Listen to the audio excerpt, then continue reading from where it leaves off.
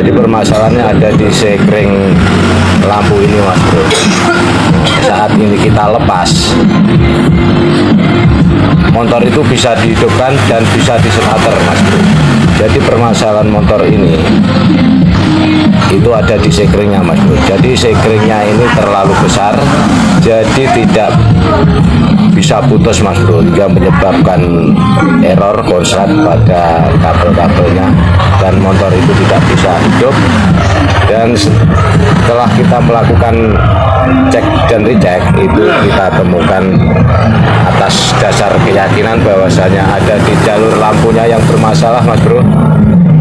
Nah, dan setelah kita bongkari semua koper-koper bodi motor Vario 150 ini ada di sini mas bro. Nah, ini dimakan Tom Jerry dan juga ada di sini mas bro. Nah, seperti itu.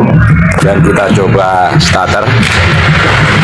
Ini murah mas bro, yang tadinya ini juga tidak nyala, jadi kita akan starter.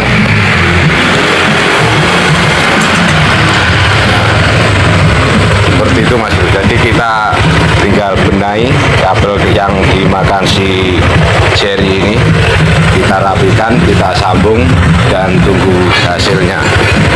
Oke. Ini mas bro, kronologi awal motor Vario 150 ini tidak dapat diengkol dan di starter mas bro.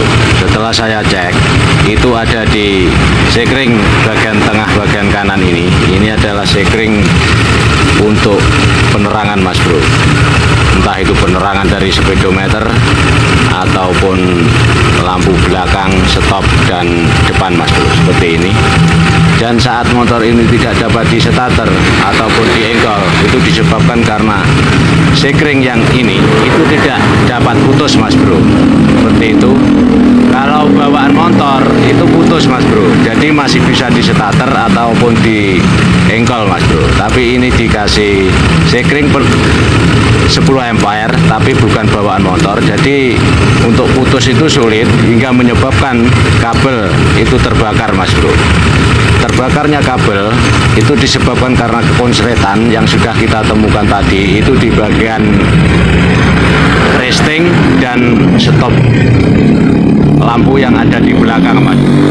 Dan ternyata setelah kita lakukan penyambungan, lampu depan maupun belakang ataupun speedo itu nyala semua dan motor kembali normal kembali mas bro. Seperti itu, ini kita pasang seperti itu mas bro. Itu aja kurang lebihnya.